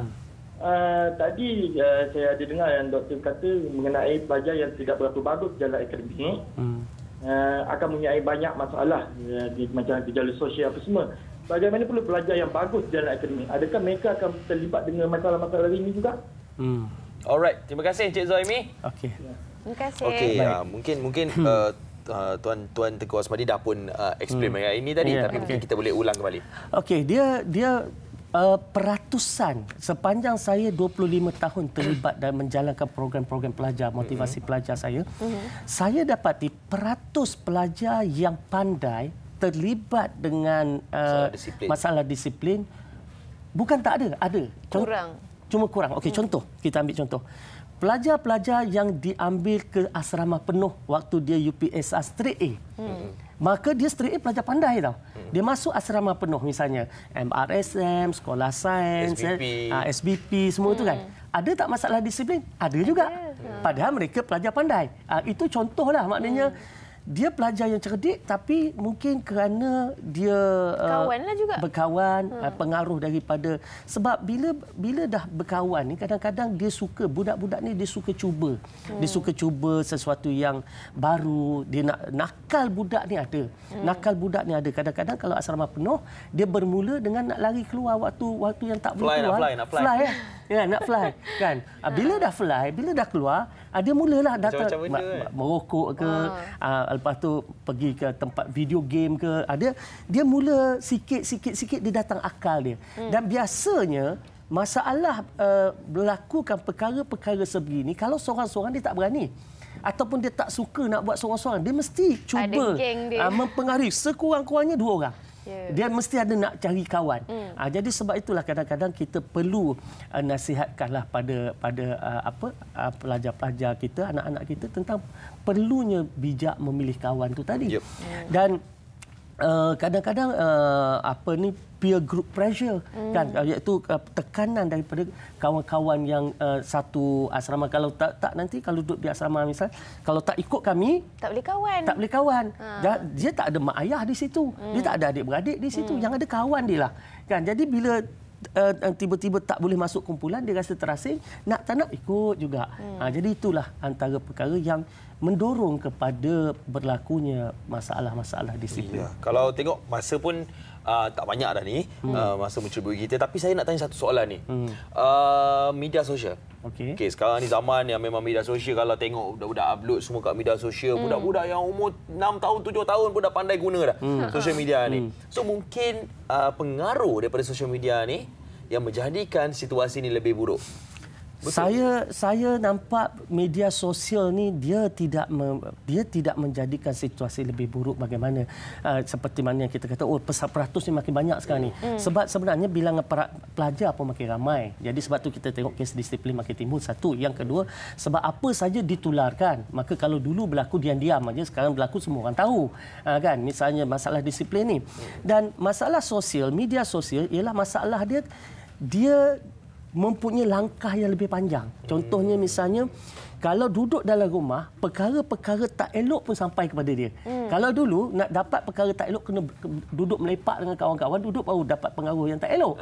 Tapi sekarang duduk di rumah, duduk dalam bilik, seorang-seorang pun pengaruh tak elok boleh masuk dalam rumah. Itu yang negatifnya media sosial ni. Tetapi dalam masa yang sama juga, media sosial ni banyak positif dia juga. Jadi bergantung pada kita, bagaimana kita sebagai ibu bapa, kita nak didik anak-anak kita untuk bijak memanfaatkan media sosial dan sebagainya, teknologi untuk kebaikan dan bukan untuk keburukan. Kita sendiri yang kontrol. Kan? Jadi kalau kita dengar apa-apa yang tip yang diberikan oleh Dr. Tengku Asmadi tadi tu, kalau anda dapat lihat kesan-kesan tu sikit dalam anak-anak anda, mungkin anda boleh kesan lebih awal dan boleh halang lah kita kata. Okey, sebelum kita tamatkan sesi hari ini, ada tak Dr. Tengku Asmadi mungkin nak wara-warakan aktiviti terkini ke bersama dengan kami? Okey, aktiviti terkini saya kepada ibu bapa, sebab saya 30 dan 31 ni saya ada program motivasi. Di mana tu? Di Kajang, di Dewan Seminar Kajang. Yang mana senang aja nak cari Tengku Asmadi ni, pergi tengkuasmadi.com. Memang itu laman webnya. Nama webnya. Jadi di situ ada semua maklumat tentang aktiviti-aktiviti saya. Pergi tengkuasmadi.com, ada maklumat tentang aktiviti, dan insya-Allah pada 30-31 ni kita ada program motivasi yang dah pun masuk tahun hampir 25 tahun saya jalankan, dan pelajar pun dah hampir 400,000 orang. Tiap-tiap tahun ada? Bukan tiap-tiap tahun, tiap-tiap bulan ada. Tiap-tiap bulan. Tapi bila cuti sekolah ni lebih rancak saya bergerak satu Malaysia. So ini aktiviti orang kata menyambut tahun baru yang lebih bermanfaat lah. Betul. Ini kira macam back to school jugalah kan. Sebab anak-anak kita saya nampak bila dia ada dorongan, dia ada kesedaran, dia nampak hala tuju, dia ada sesuatu yang nak dicapai, kita tak boleh selesaikan masalah anak. Dia sendiri yang boleh selesaikan masalah dia. Jadi kalau dia dah nampak apa yang dia nak dalam hidup dia, budak-budak ni memang akhirnya dia akan patah balik dan dia akan cuba ubah diri dia. Jadi kita tingkatkan kesedaran insya-Allah. Ya, pergi je ke tengkuasmadi.com. Bolehlah tengok info-info mengenai seminar tu di laman web tersebut. Laman web. Alright, terima kasih kepada Dr. Tengku Asmadi yang sudah bersama dengan kita hari ini. Terima kasih. Okey, dan sekarang ni tahu tak yang pengacara Nona dah tukar tu? Oh iya ke? Belum. Saya ni jarang tengok TV pasal Nona-Nona ni. Tengok hari Ahad pukul 2 dah tukar pengacara dah lepas ni. Tahun depan Ustaz. Mira Filzah. Wow, yang tu saya kena duduk depan TV hari-hari. Wow. Pengacara baru Nona. Jom kita tengok pelancaran dia baru-baru ini. Mulai Januari hadapan, Nona bakal memperkenalkan pengacara baru, pelakon dan pengacara berkarisma selain mempunyai bilangan peminat yang ramai. Mira Filzah bakal menyerikan setiap Ahad anda jam 2 petang di TV3 mulai 7 Januari 2018. Perasaan dia sampai sekarang tak habis terkejut lagi. Tapi dia ada rasa teruja sebab macam tadi Mira share dekat PC tadi, Nona adalah salah satu program yang Mira looking forward daripada dulu lagi, daripada zaman Mira sekolah. Dan alhamdulillah Mira dapat juga peluang ni pada tahun 2018 dan cabaran tu agak berat sebab Mira nak bawa pikul tanggungjawab sebagai pengacara Nona tu bagi Mira bukan senang sebab kita tahu pengacara Nona setiap seorang ada identiti, ada kelas masing-masing dan hopefully Mira dapat belajarlah pengalaman sebelum ni dan belajar dari masa ke masa untuk membaiki Mira dalam bidang pengacaraan. Selepas hampir 30 tahun bersiaran, Nona akan tampil dengan lagu dan muzik video tersendiri. Liriknya ditulis oleh Ultimate dan Adib Naha, manakala komposernya juga ialah Adib Naha bersama Rafi Konsep. Lagu Nona ini didendangkan oleh Sam Nuhair.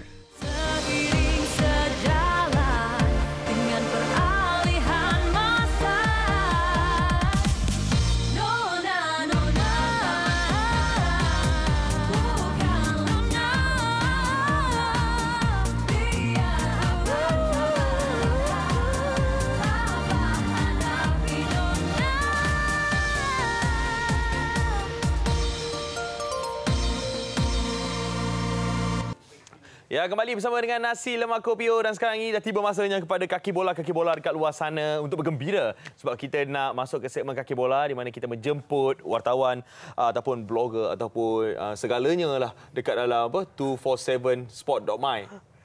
Kita bersama dengan Mamat Aiman Aminul bersama dengan kita hari ini. Rindu lama tak jumpa Man Betul. Tapi tak apa Man. Sekarang ni kita nak cerita mengenai Liga Juara-Juara Eropah di mana Arsenal tak ada dekat Liga Juara-Juara. Arsenal dekat Liga Eropah. Tak apa, nanti kita cerita Liga Eropah lah. Kita cerita pasal Liga Juara-Juara Eropah dulu di mana telah pun berlangsung undian 16 pasukan terbaik. Dan kita telah pun tengok pasukan mana akan bertemu dengan pasukan mana. Dan kita nak tengok pasukan mana yang akan layak ke suku akhir. Kalau tengok undian tu yang agak susah dekat sini sekarang adalah PSG akan bertemu dengan Chelsea. Lepas tu ada lagi game Real Madrid akan bertemu dengan Paris Saint-Germain. Real Madrid akan bertemu dengan PSG.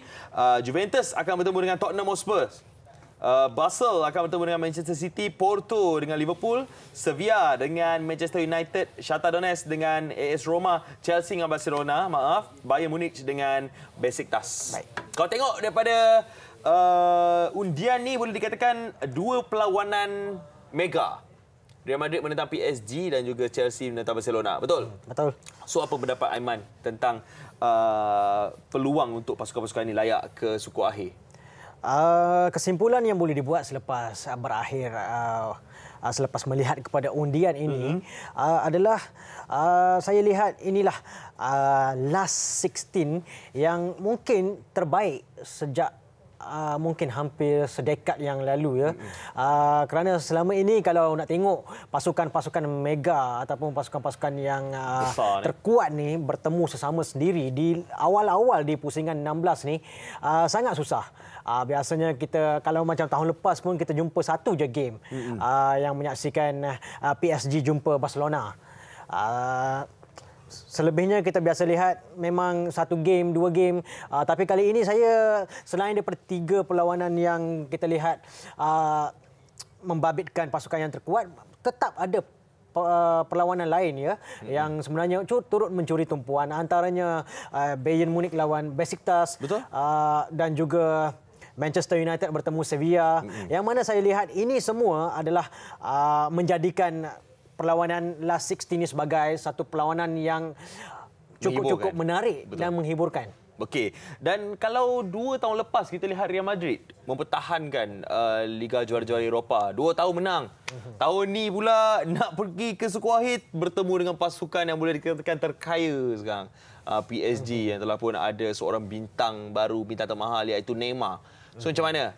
Agaknya Real Madrid boleh tak melangkah ke pusingan seterusnya dan mempertahankan jadi treble pula, hat-trick menang Liga Juara-Juara? Okey, secara tradisinya Real Madrid ni memang diketahui sebagai kuasa bola sepak Eropah. Betul. Mereka adalah gergasi. Jadi mereka sudah 12 kali menjulang kejuaraan Eropah, bukan sekali dua. Walaupun mereka mencari hat-trick, buat kali pertama ya, mereka ada motivasi tersendiri sebenarnya. Mahu muncul pasukan pertama yang memenangi hat-trick kejuaraan Eropah selepas Bayern Munich melakukannya pada tahun 1970-an. Jadi itu satu motivasi bagi mereka. Motivasi kedua adalah mereka sendiri merupakan satu pasukan yang memang sudah menjadi satu pasukan yang tradisi lah. Kalau tak semi, final. Kalau tak antara dua tu memang itulah yang selalu berlaku kepada Real Madrid. Jadi dengan adanya pemain-pemain seperti Cristiano Ronaldo yang memang sekarang ni sudah pun berada di kedudukan sebagai penjaring terbanyak Champions League, saya percaya mereka tahu apa yang perlu dibuat. Zinedine Zidane tahu bagaimana untuk membentuk sebuah skuad. Walaupun kita lihat mereka sebenarnya sedang bergelut ya dalam La Liga. Ketika ini tercicir 11 mata di belakang Barcelona, tapi kita tidak tahu apa akan berlaku dalam tempoh 2 bulan akan datang. Sebab perlawanan Last 16 ini hanya akan berlangsung Februari nanti. Jadi 2 bulan yang berbaki ni macam-macam boleh berlaku. PSG berada di prestasi terbaik mereka. Mereka tewas kepada Bayern Munich, tetapi mereka bangkit. Real Madrid baru saja menjulang kejuaraan kelab dunia. Jadi macam-macam boleh berlaku dalam tempoh 2 bulan akan datang kerana mungkin akan ada kecederaan pemain-pemain tonggak. Mungkin walaupun Real Madrid bertemu PSG dikatakan pertemuan 2 pemain terbaik dunia, Cristiano dan Neymar, kita tak tahu apa akan berlaku pada Februari. Adakah 2 pemain ini akan beraksi? Yalah, mana tahu cedera tiba-tiba. Mungkin kita tak minta sebab kita nak tengok mereka bermain. Memang tolong jangan cedera. Jadi ini antara situasi-situasi yang mungkin akan menjejaskan kekuatan pasukan Real Madrid maupun PSG. Okey, dan lagi satu perlawanan mega juga dikatakan adalah perlawanan Chelsea menentang Barcelona. Tapi kalau tengok kepada rekod sebelum ni, Barcelona memang susah nak kalahkan Chelsea. Sampaikan ada separuh akhir sebelum ni, perlawanan sebelum ni pun Chelsea mengalahkan Barcelona dan akhirnya menang Liga Juara-Juara Eropah. Adakah kali ini juga kita tengok Barcelona memang susah nak kalahkan Chelsea? Saya lihat sebenarnya situasi ini berbeza ya. Kalau kita lihat tahun lepas, Barcelona tewas 4-0 dengan PSG di pusingan kedua. Pada perlawanan pertama pusingan kedua. Di perlawanan kedua, mereka menang 6-1. Mereka menterbalikkan keputusan tersebut. Sekiranya mereka boleh mengulangi rentak permainan yang sama, saya percaya mereka Barcelona sebuah pasukan yang sukar disekat dan mengambil kira prestasi semasa ya. Chelsea yang agak goyah. Mereka di peringkat kumpulan tempoh hari sekalipun mencicirkan banyak mata dengan AS Roma dan juga Atletico Madrid. Pertahanan mereka dilihat agak goyah tanpa N'Golo Kante. Jadi tanpa kelibat pemain utama, Matic pun dah tak ada. Jadi saya percaya sedikit sebanyak ini akan menjejaskan kekuatan pasukan Chelsea. Mungkin sukar untuk mereka mengulangi apa yang mereka buat pada 2012 tempoh hari kerana ketika itu mereka ada pemain-pemain yang ada karakter nak jadi juara. Frank Lampard, John Terry, Michael Essien, Didier Drogba. Ini adalah pemain-pemain yang membawa satu aura berbeza ke dalam pasukan Chelsea ketika itu. Walaupun mereka ketinggalan, mereka boleh bangkit. Pertahanan agak utuh, striker agak berbahaya, tajam. Jadi untuk tahun ini saya lihat sedikit sebanyak faktor-faktor itu dah hilang. Jadi berbeza dengan apa yang ada pada Barcelona. Mereka masih lagi kekal sebagai kuasa besar dan juga pasukan yang boleh setidak-tidaknya layak sehingga ke peringkat separuh akhir. Okey, dan kalau tengok kepada pasukan-pasukan yang layak ke 16 terbaik ini, 5 pasukan kelab Liga Perdana Inggeris yang memang ini katakan pertama kali rasanya Liga yang bawa 5 pasukan layak ke pasukan 16 terbaik. Dan mungkin ini menunjukkan yang sebenarnya Liga Perdana Inggeris ini memang Liga terbaik dunia. Okey, sebenarnya kebangkitan kelab-kelab Liga Inggeris dalam saingan Eropah ni bukan sesuatu yang baru ya. Kalau Haziq mungkin masih lagi ingat pada 2008 ya. Ada 4 pasukan Inggeris yang layak ke pusingan kedua. 3 daripadanya layak beraksi di separuh akhir. Manchester United, Chelsea dan Arsenal. Manchester United muncul juara pada tahun tersebut. 2011 benda yang sama berlaku ya. 4 pasukan Liga Perdana Inggeris, hanya Manchester United yang layak sehingga ke final dan tewas kepada Barcelona. Tetapi dalam 5 musim yang terakhir situasinya berbeza. Hanya Chelsea satu-satunya yang muncul juara pada 2012. 2013 mereka layak ke semi-final. Selepas itu kita lihat mungkin kelab-kelab Inggeris sedikit merudum ya prestasi mereka. Jadi di sini membuktikan sebenarnya bukan sesuatu yang baru untuk melihat kebangkitan kelab-kelab Inggeris. Tahun lepas Leicester mara ke suku akhir. Betul. Namun untuk mengatakan bahawasanya mereka mampu untuk menjadi kuasa besar sehingga mampu kembali untuk mendominasi saingan Liga Juara Eropah, saya lihat masih lagi sukar ya. Spurs terutamanya sedang menunjukkan peningkatan. Saya percaya sekiranya mereka mengulangi apa yang mereka buat di peringkat kumpulan, menewaskan Real Madrid, menyingkirkan Borussia Dortmund, saya percaya Spurs sendiri ada peluang untuk sekurang-kurangnya mara ke semi-final. Manchester City, mereka berada di, boleh dikatakan inilah musim yang mana prestasi mereka sangat-sangat mengagumkan. Jadi City juga ada peluang.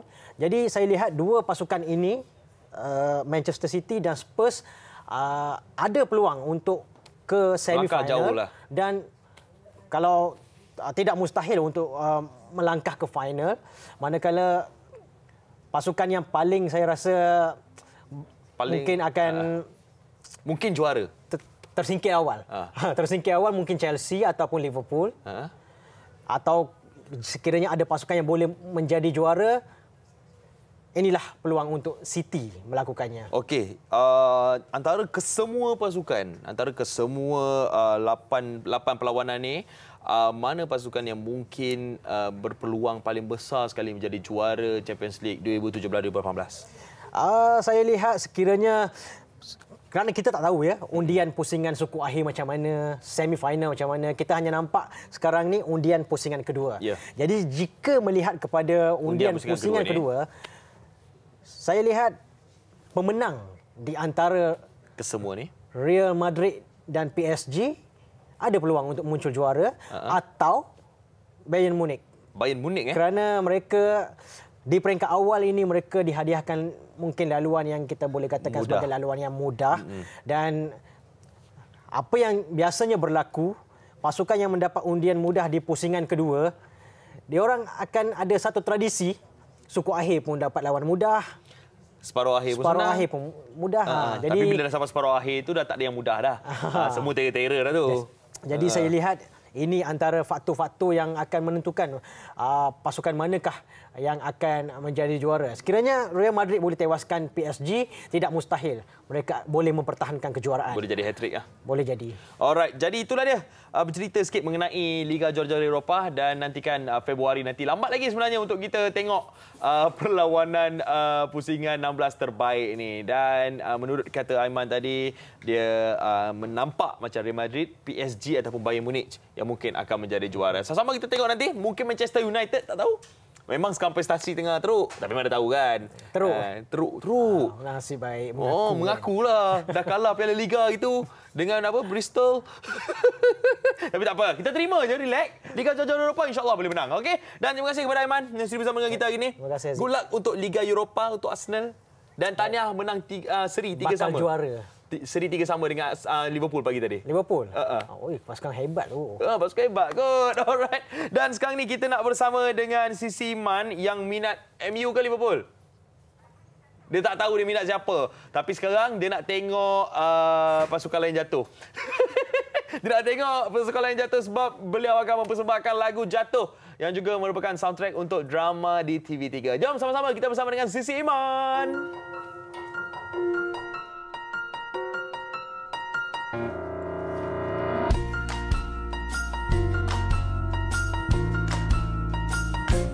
Sebelumnya aku terlena, tak ternampak kau di hadapanku.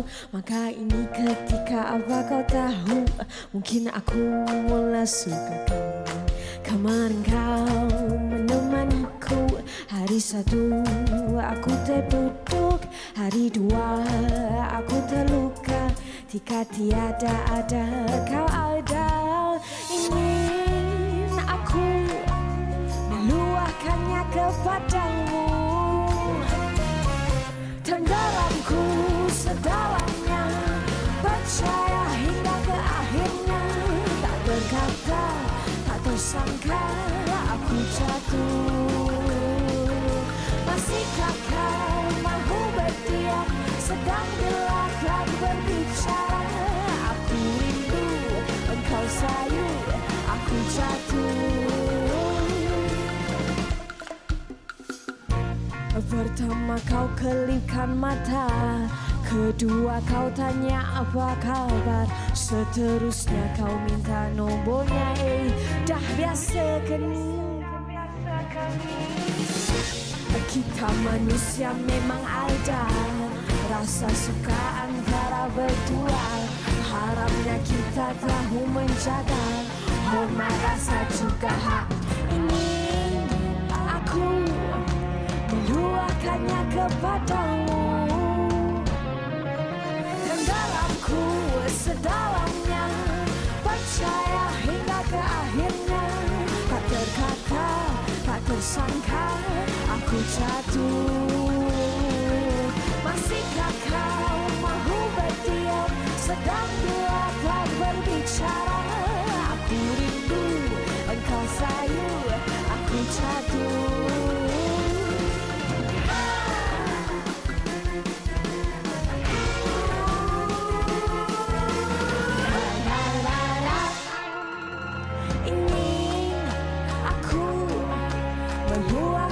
Kepadamu, tenggelamku sedalamnya, percaya hingga ke akhirnya. Tak berkata, tak tersangka aku jatuh. Masihkah kau mahu berdiam, sedang belakang berbicara. Aku rindu, engkau sayu, aku jatuh.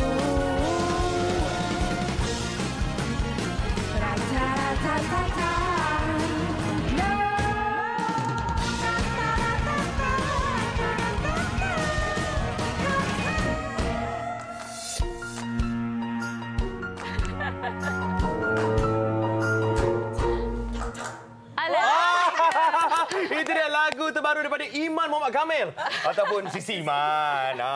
Itu dia lagu terbaru yang bertajuk Jatuh. Memang duduk tengah. Terkejut dia nama penuh. Gitu ending dia. Okey, lagu baru Jatuh merupakan soundtrack untuk drama Papa Nak Menantu. Papa Nak Menantu. Yang bakal bersiaran di TV3. Siapakah komposer dan penulis lirik lagu ni? Siapa lagi? Dia tulis sendiri lah.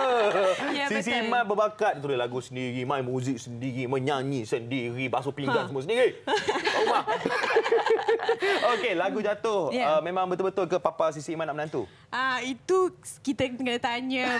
Dia terus cakap. Tak tahu nak cakap. Kita tanya dia sendirilah kan. Terus tak jawab. Kenapa takut nak cakap? Tak ada lah. Jangan teruskan dengan soalan tu. Kita pergi soalan lain. Okey, so Sisi Iman keluar dengan single baru. Ya, betul. Sebelum ni lagu Keliru. Betul. Lagu macam-macam lagi. Lagu apa yang berduet dengan Eza Bara? Entah apa rasa. Entah apa rasa. Mungkin kamu yang merupakan OST juga untuk eksperimen cinta di TV3 juga. Semua Sisi tulis sendiri. Memang Sisi suka tulis sendiri, tak suka lagu orang lain ke? Sebenarnya menerusi single Sisi yang bertajuk Benarku Tak Bohong dan juga Entah Apa Rasa, itu merupakan kolaborasi bersama DJ Faz. Okey, tapi untuk Mungkin Kamu, Jatuh dan juga Keliru memang hasil ciptaan Sisi lah. Semua Sisi hasilkan sendiri. Tapi ada tak perancangan untuk nak tulis lagu untuk orang lain pula? Itu dalam rangka 2018 ni memang Sisi ada banyak plan lah untuk berkolaborasi. Selain daripada menulis untuk orang lain, Sisi juga sessionist. Maknanya Sisi main keyboard untuk artis-artis lain dan dalam bulan 2 ni Sisi akan come out with a big collaboration lah. Sebenarnya kalau bulan 2 tu dah nampak dah apa dia punya plan tu. Macam tiba-tiba. Kita dah rasa boleh tahu dah ni. Boleh tahu tapi kita tak boleh nak mendedahkan dia sekarang lah. Okay, so Sisi Iman memang buat banyak cover. Kalau tengok dekat IG dia. Memang banyak dia buat cover. Memanglah. Tapi cover-cover Sisi ni semua lain tau. Dia lain daripada lagu, contoh kita bagi contoh yang viral, yang Datuk Sri Vida punya lagu I Am Me tu. Dia memang lain. Bentuk lagu tu pun dah lain, dengar pun lain. Lepas tu Datuk Sri Vida cakap pun lagi sedap. Dah tak macam lagu dia. So apa komen Sisi bila Datuk Sri Vida sendiri kata memang sedap, memang dia puji? Mula-mula memang Sisi tak sangka lah sebab usually Sisi punya cover-cover di Instagram tu semuanya tak dirancang. Lagu apa pun memang ikut Sisi. Dan kalau macam Haziq cakap lah, dia berbeza daripada original sebab Sisi rasa macam kita kena letak kita punya jiwa lah dalam, walaupun kita cover. Sebenarnya orang dengar, orang dah tahu ni memang Sisi Iman ni. Macam yang ni lah. Jadi macam Alhamdulillah lah Datuk Vida pun sebenarnya adalah konteks Sisi dan sebagainya selepas video ini. Tak sangka lah. Lepas ni mana tahu Sisi fit dengan Datuk Sri Vida. Sisi Datuk Sri Vida. Datuk Sri Vida memang kena pakai crown duk luar. Tapi Sisi waktu buat cover tu kadang-kadang kan peminat yang tanya, Sisi boleh tak cover lagu ni? Macam tu Sisi memang sendiri nak buat ke ataupun ada orang minta sebelum tu ke? It depends lah, tengok macam mana. Kadang-kadang memang kebanyakannya memang Sisi terima request lah. Tapi ada juga yang request yang Sisi rasakan macam belum lagi ni, tak boleh lagi nak improvise ni, macam tak datang lagi idea. Tapi dia akan tiba-tiba Sisi upload apabila memang idea tu datang pada waktu tersebut. Ya, itulah dia, seorang yang berbakat. Dia datang, dia terus buat. Datang, terus buat. Kadang-kadang kita tak boleh paksa juga. Contohnya macam kalau, contohlah macam lagu sahabat saya, Wani Hasrita lah kan. Lagu dia memang bila kena dengan dia, bunyinya begini. Tapi bila dengan Sisi Iman, mestilah improvisasinya bunyi lain. Contoh. Oh angin. Suruh nyanyi lagu dia. Alah, nak tengok macam mana Sisi Iman punya style. Kena tengok kat Instagram. Kena tengok Instagram lah. Kat Instagram lah. Okey, Sisi Iman baru 21 tahun. 21 tahun. Lepas tu dah macam-macam dah. 22 tahun. 22 dah? Dah besar dah. Dulu 21 tahun. Sekarang dah besar 22 tahun dah dia.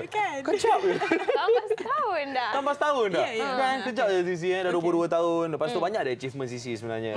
Sebagai seorang penyanyi. Kan? Dan mungkin untuk dikatakan satu tahap populariti je yang belum dicapai oleh Sisi. Ya, betul. Untuk orang semua orang kata, contohlah kalau kita sebut undian, okey, kita nak Sisi Iman dalam undian ni. So apa pendapat Sisi tentang populariti seorang penyanyi? Okey, itu adalah bagi Sisi yang penting, yang perlu kehadapan dahulu adalah bakat. Tetapi bila kita dapat populariti, itu adalah satu bonus sebenarnya kan.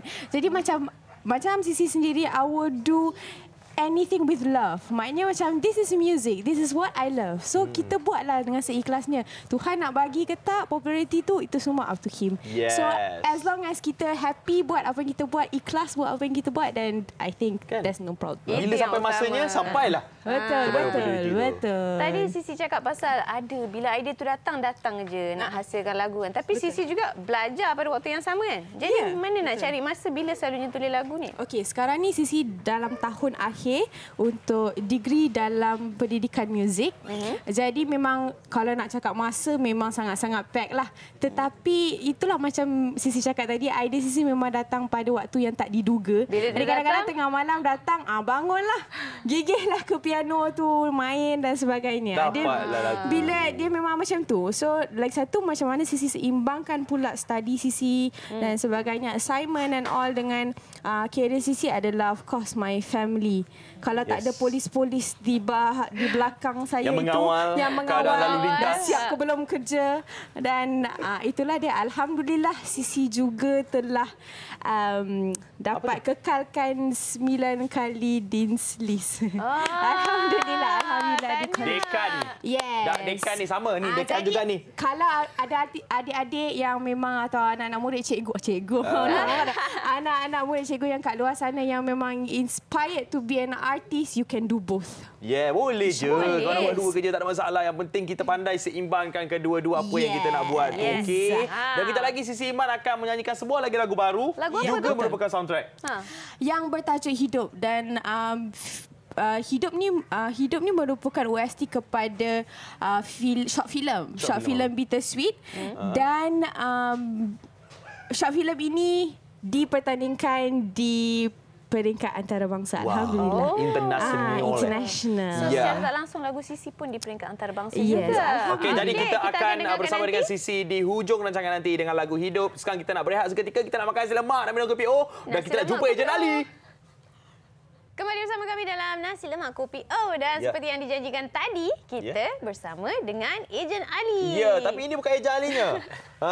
Yang bersama dengan kita ini adalah Ketua Pegawai Eksekutif Wow Animation, iaitu Encik Usama Zaid. Yang kita pun pernah jumpa sebelum ni, pernah interview juga sebelum ni, dan hari ni kita interview sebab Ejen Ali dah masuk musim kedua.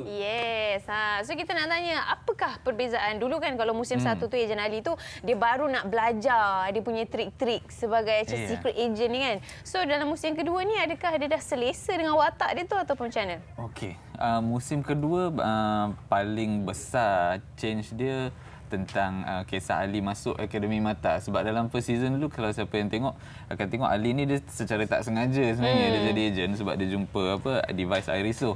Tapi bila end masa first season itu, dia orang macam terima lah, kata budak ni walaupun tak sengaja dia power back lah, dia boleh contribute. Jadi dia orang bawa dia ke akademi lah, dan di akademi ni dia berjumpa dengan line up of ejen-ejen muda yang lain. Bagus. Yang jauh lagi dahsyat dari dia lah. Nak tengok power ke tak? Nak tanya Ejen Ali sendiri ni. Tak tahulah boleh bercakap ke tak hari ni. Kita jemput Ejen Ali masuk ke studio NLKO. Lagu Ejen Ali tu. Yes. Wow. Spek dia. Dia punya spek boleh berlampu lah. Tadi super macam tak tahu kan. Hai Ejen. Hai Ejen. Ejen apa Hai Ali? Ejen ramai. Hai. Kenapa leher sakit ke? Okey, ini dia Ejen Ali yang memang menjadi kegemaran adik-adik kita kat luar sana. Dan kalau kita lihat sekarang ni, Ejen Ali merupakan satu karakter yang boleh dikatakan meningkat naik dan meningkat popular. Boleh dikatakan apa barang yang buat untuk Ejen Ali ni mesti orang beli. Memang laku lah. So macam mana Encik Usama tengok trend kegilaan kanak-kanak tentang Ejen Ali? Itulah, Alhamdulillah dia masa kita keluar dulu saya rasa banyak interaction lebih pada social media. Tapi sekarang kalau tengok TV punya rating pun makin bagus, dan kita dah keluarkan merchandise. Merchandise. Sekarang kita ada publishing line komik kita, dan sekarang yang paling baru sekali kita ada merchandise back to school. Ni ada semua ni. Stationery ada, botol air ada, memang semua ini memang bag ni sesuai untuk pergi ke sekolah. Belum keluarga. Tengok Ejen Ali sendiri yang promote barang-barang dia. Minum sikit je minum. Dapat commission dia jual ni. Tak boleh buka. Tak boleh buka. Alah. Kita tolong. Alah, dia tekan tepi. Siapa kata Ejen Ali tak boleh minum? Boleh lah. Boleh. Okey. Kalau kita tengok kat sini kan, merchandise ni memang khas untuk adik-adik kita. Memang ada stationery. Beg sekolah tu ada banyak design. Beg sekolah ada banyak design. Kalau kita tengok kat bawah sekali, boleh turun ke bawah sikit, tengok beg sekolah dia. So sekarang ni adakah memang kita tengok design-design ni semua adik-adik kita ni suka? Adik-adik kita yang ni mana memang yang paling paling gemar. Antara barang yang setakat kita keluarkan baru-baru ni yang paling laku kita punya botol air lah. Okey. Botol air yang Ejen Ali pegang tadi? Yang Ejen Ali pegang tadi tu. Botol air dan saya rasa dengan kempen sebab back to school kan. Jadi mungkin dalam seminggu 2 ni kita harapkan macam barang-barang macam pencil box dan stationery ni semua akan laku jugalah. Kalau saya lah, saya suka stationery ni lah. Tak tahu macam boleh buat celak mata ke? Tak. Semua ada. Macam saya nak pakai pensel cantik. Ya Allah, pebaris dia. Itulah. Ini kalau hilang kat sekolah mak aku pukul. Macam memang takkan padam kot. Sebab sayang padam tu. Memang takkan pakai. Okey, so kalau barang-barang ni semua memang kita boleh dapat kat mana-mana lah. Okey, kita sekarang ni ada di semua outlet Toy World yang jadi selaku kita punya licensee lah. Dan selain daripada Toy World punya outlet, kita ada di Aeon, di Metro Jaya, kita ada di Parkson. Dia macam-macam kedai lah sebenarnya. Selected, ya. Alright, dan kalau tadi kita dah cerita dah tentang perbezaan musim pertama dengan musim kedua tu. Jadi untuk musim kedua ni kita akan tengok lagi banyak evolving lah kehidupan Ejen Ali tu. Tapi yang menarik dia adalah animasi Ejen Ali ni berbeza dengan animasi-animasi lain. So apa perbezaan kita boleh tengok? Dia punya rupa dia tu kita dah boleh tengok macam tahap international. So apa komen Usama? Okey. Yalah, kita sebab kalau tengok nama studio yang produce ni Wow Animation. Wow, memang wow lah. Bila kita letak nama macam tu memang kita setkan vision kita dekat company itu untuk always push the limit lah, the benchmark untuk jadi studio yang kita kata memang wow, international, take the industry to the next level. Jadi setakat ni fokus tu selain daripada visual, kita letakkan juga pada storytelling lah dan saya rasa setakat ni kritik yang kita dapat daripada peminat, daripada penonton semua, alhamdulillah bagus lah. Yang memang kata story dia pun solid, visual pun outstanding. Jadi kita harap akan boleh teruskan korang kata push performance macam ni lah, continuous improvement. Ejen Ali pun bersyukur tadi nampaknya. Dia berdoa dah. Yes. Amin. Yes, amin. Okey, so nak tackle hati budak-budak ni susah tau. Yes. Memang sangat susah. Betul. Tapi bila Ejen Ali dah boleh tackle, apa sebenarnya yang faktor utama? Apa rahsia utama Ejen Ali ni? Saya rasa first kali relatability lah. Maksudnya bila penonton, of course rupa dia yang saya rasa appeal kan, comel, dan bila orang tengok tu orang terasa dia comel ataupun good looking lah kan, appealing. Handsome. Berapa banyak pakai pomade hari ni? Lepas tu saya rasa watak tu sendiri orang boleh relate. Maksudnya dia ada kelemahan atau konflik yang kita punya penonton, kalau macam budak-budak konflik takut cikgu, tak siap homework, kena bully kan contohnya. Jadi konflik-konflik yang saya rasa relatable dengan kita punya penonton lah. Dan selain daripada itu, bila kita letakkan macam contoh satu benda yang kita orang tekankan dekat Ejen Ali ni, saya perasan ada orang pernah point out, semua cerita hero international ke lokal ke selalunya orang boleh berubah sekelip mata tau. Betul. Dia macam tiba-tiba kuat sangat. Tiba-tiba something happen to them, dia jadi terror. Ataupun dia orang montage 2 minit dan dah terror dah lepas tu. Jadi kalau tengok cerita Ejen Ali ni, kita orang sangat slow burn tau. Maksudnya walaupun dia dah masuk dapat barang ni, tapi masih lagi dia ada dia punya obstacle dia. Dia training dengan orang ni, walaupun dia dah terror benda ni, tapi dia masih ada kelemahan. Jadi kita always kena tunjukkan nak improve jadi seseorang yang betul-betul bagus ni dia susah. Bukan jadi saya rasa penonton akan cuba relate dengan benda tu lah. Kita kena sentiasa always tengok macam mana. Tapi pada masa yang sama juga memberi ruang kepada Wows ni untuk nak kembangkan Ejen Ali. Yep. Manalah tahu nanti nak keluar movie pula ke? Jangan lupa untuk saksikan Ejen Ali musim kedua pada hari Jumaat pukul dan Sabtu pagi. Jumaat 5.30 petang, Sabtu pagi 10.30. Alright, itu dia Ejen Ali. Terima kasih kepada Usama yang bersama dengan kita hari ini. Thank you Ejen Ali. Ejen Ali. Dan terima kasih kepada semua penonton yang menonton Nasi Lemak Kopi O hari ini daripada pukul 8 pagi tadi sampailah sekarang ni. Jangan lupa untuk bersama dengan kita hari Ahad sama pukul 8 pagi juga sampai pukul 10 pagi. Ada macam-macam yang menarik. Besok kita macam biasalah ada tetamu-tetamu menarik dan kita juga akan saksikan vlog Talib dan keluarga dia pergi ke Bukit Gambang. Ya, Bukit Gambang pula. Tapi sekarang ni kita nak terus bersama dengan Sisi Iman dengan lagu dan terbarunya. Ejen Ali juga akan menarik bersama dia akan berjoget. Lagu terbaru hidup. Jom kita dengarkan sekarang di Nasi Lemak Kopi O. Assalamualaikum.